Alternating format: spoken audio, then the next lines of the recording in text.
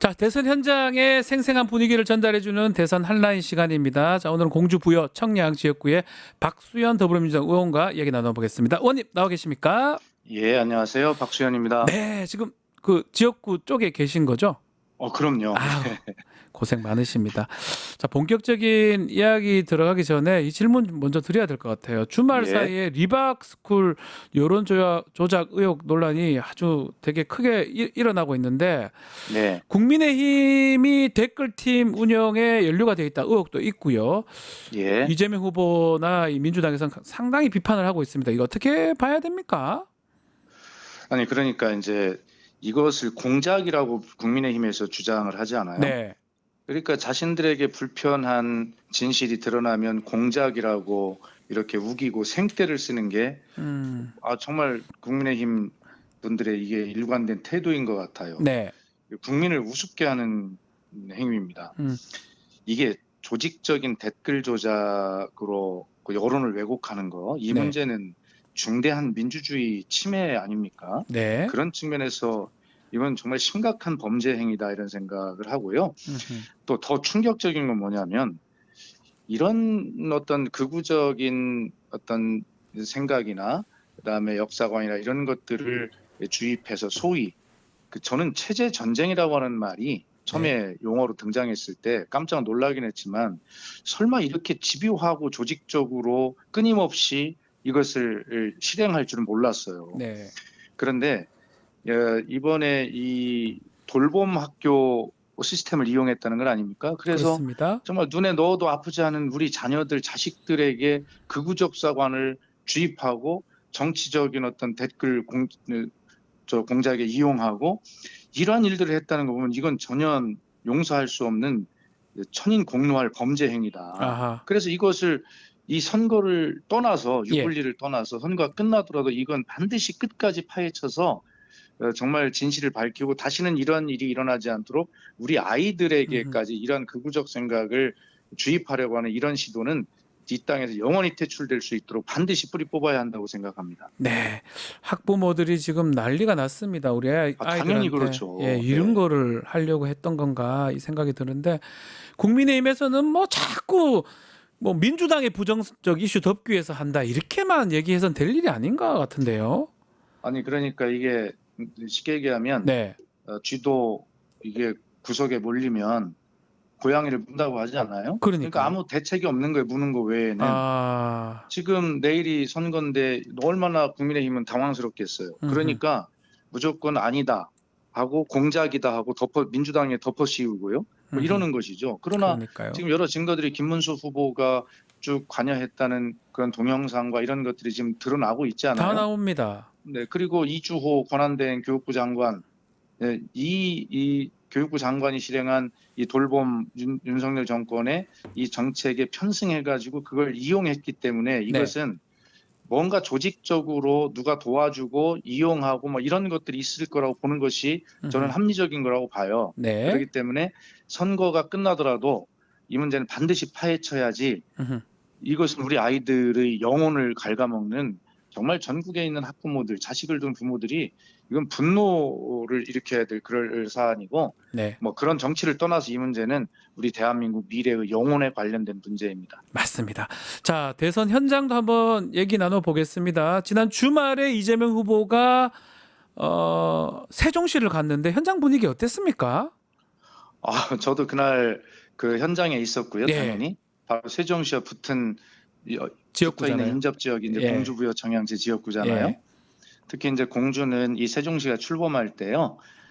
땅과 인구를 떼어줬어요. 맞아요. 좀 떼줬어요. 그렇습니다. 그래서 그 당시 세종시가 출범할 때 면적의 한 세종시 면적의 8% 정도가 공주에서 떼어준 면적이거든요. 그래가지고 공주는 우리 큰형님 좀 잘 만들어 보자고 출세시키자고 그렇게 다 희생을 했는데 아주 쪼그러들어가지고 지금 이제 다시 선거구가 부여하고 청양까지 합쳐진 복합선거구로 이렇게 된 거잖아요. 인구수고. 맞습니다. 그리고 그 당시 세종시 출범 당시에 그 인구의 6%가 그 작은 공주에서 또 떼간 거예요. 면적을 떼갔으니까 인구 떼갔겠지요.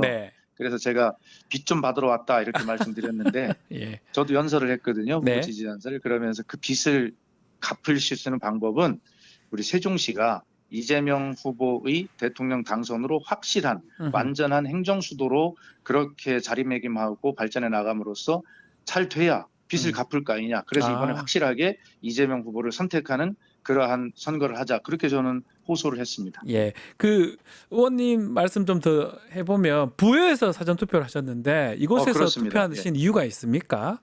예, 그 부여에 제가 양화면이라고 하는 네. 공주의 제 집에서 따지면 굉장히 먼 곳 중에 그러니까 하나인데요. 공주잖아요, 원래 같으면. 그렇습니다. 네. 네, 그래서 거리로 제가 그날 따져보니까 62km고요. 예, 시간으로는 약 55분 정도 그 정도 네. 걸리던데 승용차로. 음흠. 그래도 거기를 간 이유가 있어요. 뭐죠? 그래서 6시에 제가 1등 투표해야 되겠다. 그래 예. 5시 40분에 제가 도착을 해서 줄을 서가지고 1등으로 서 있다가 와. 딱 해가지고 카운트다운해서 1번으로 들어가 투표를 했는데 네. 공주부여 청양이 정치적으로는 굉장히 보수적 성향입니다. 네. 그리고 그 중에서 특히 그 부여 양화면을 비롯한 이 몇 개 면이 또 공주도 마찬가지지만 지난 대통령 선거에서 음흠. 공주가 고향이다, 충청의 아들이다라고 주장한 윤석열 후보를 많이 찍었을 거 아닙니까? 그 당시에. 그렇군요. 예. 네, 전국에 0.73% 차로 졌는데 음흠. 이 우리 공주는 13%포인트, 부여는 19, 청양은 25%포인트를 졌어요. 큰 차이 나네요. 예. 예, 그 중에서도 이제 제가 간 양화면 이 몇 개 면이 가장 더 차이가 났는데 그래서 반드시 여기를 내가 가서 1번으로 투표해서 이번에는 바꿔야 되겠다 이런 의지를 가지고 아하. 62km 한 55분을 달려가서 1번으로 투표했습니다. 네, 그 마음이 전해지기를 바랍니다. 말씀대로 이 충청이 매우 중요합니다. 이 충청에서 그만큼 차이 나버리면 사실 이기기가 어려운데 그만큼 대선 승패에 캐스팅 보트를 갖고 있다 이렇게 얘기를 하고 있는데 이번 대선 어떤 결과를 예상합니까? 충청에서? 그거 예측한 건 굉장히 죄송스럽고 네. 두려운 일입니다. 민심을 어떻게 제가 예측을 하겠습니까? 그러니까요. 예. 그러나 하여튼 충청은 말 그대로 충청의 충성 충자가 가운데 중 마음심을 합한 글자잖아요. 그렇죠. 그만큼 충. 마음의 네. 중심을 잘 잡는 곳이다 이런 뜻인데 음. 그것을 현대 용어로 풀어보면 합리성과 실용성이라고 저는 생각을 하거든요. 네. 그런 측면에서 아주 현명한 판단을 하고 충청이 매번 캐스팅 보트 역할을 한다 이렇게 이제 알려져 있고요. 지난 대선 때 충청의 아들이다라고 주장하는 윤석열을 지지하고 많이 찍은 것도 합리적인 거예요. 그것도 실용적인 거고. 실용적인 것이다. 예. 충청의 아들을 대통령 만들어서 충청 발전에 변방이 아니라 좀 중심이 돼봐야 되겠다라고 하는 것도 합리적이고 실용적 판단 아니겠어요? 네. 그러나 거기에 이제 속았다는 생각을 지난 12.3 위헌 불법 비상계엄으로 하게 되었죠. 네. 그렇기 때문에 저는 바라기는 그냥 제 개인적 생각일지 모르겠습니다만 그렇게 많은 기대를 걸었던 충청의 아들이라고 하는 윤석열이 그런 불법 위헌 비상계엄을 한 것을 보고 충격을 받으셨을 거다 생각을 해요. 저는 충격 받았으니까요. 네. 예. 맞아요. 그래서 이번에는 내란 종식이라는 심판과 그다음에 위기 극복이라고 하는 대한민국 미래를 함께 준비해야 되는 선거지 않습니까? 네. 그런 것을 이런 마음의 중심을 가장 잘 잡는 합리성과 실용성을 모두 갖춘 우리 충청의 민심이 그런 것들을 고루 선택해 주시기를 저는 기대하고 호소하고 있습니다. 투표 과정에서 선관위 부실이 좀 논란이 되고 있거든요. 선거관리 부실에 대해서는 의원님께서는 어떻게 보고 계십니까? 정말 참 안타까운 일이고 네. 선관위도 지금 그런 어떤 부정선거 음모론 같은 것들이 막 나오고 하는 중에 조그만 실수도 있어서 안 되겠다라고 생각하고 얼마나 최선을 다했겠어요. 그 네. 마음 압니다. 그럼에도 불구하고 이해할 수 없는 그런 실수들이 일어났죠. 네. 이런 측면에서 매우 안타깝고 잘못된 일이다 하는 생각이 들고요. 노태학 중앙선거관리위원장도 머리를 숙여서 사죄를 했습니다만 어쨌든 일어난 건 일어난 것입니다. 안타깝습니다.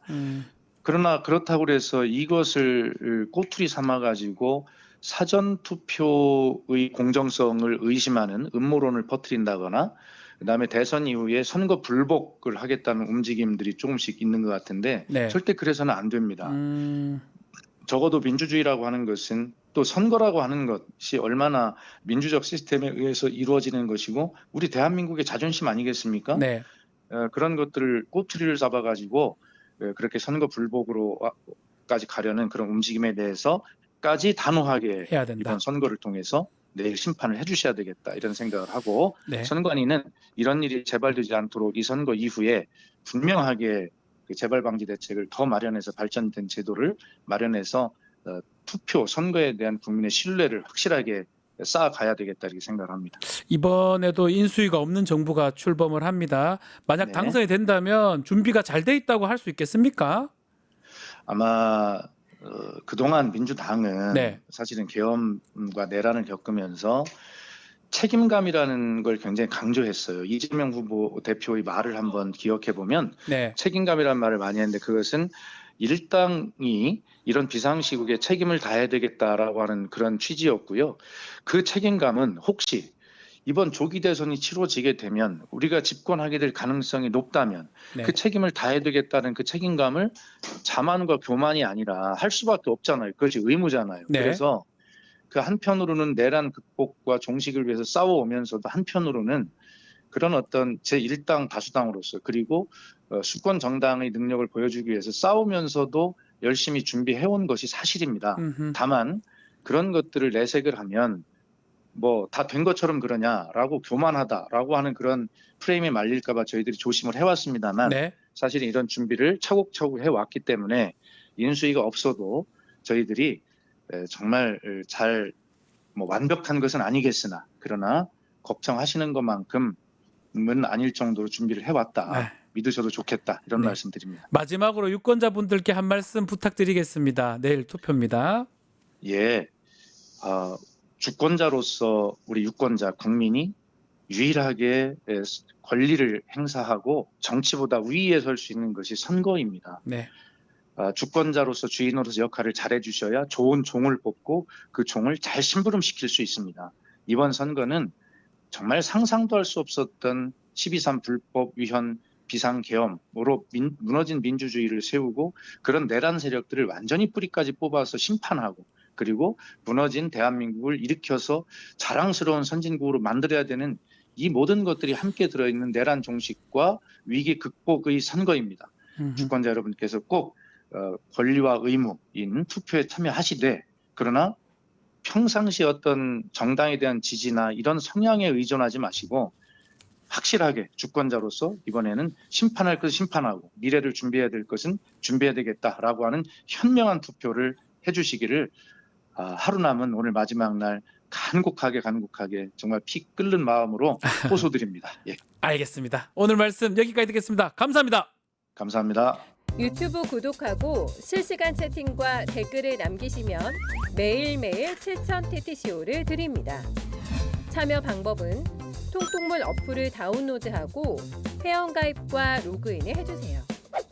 마이페이지에서 나의 회원 고유 번호를 복사해주세요.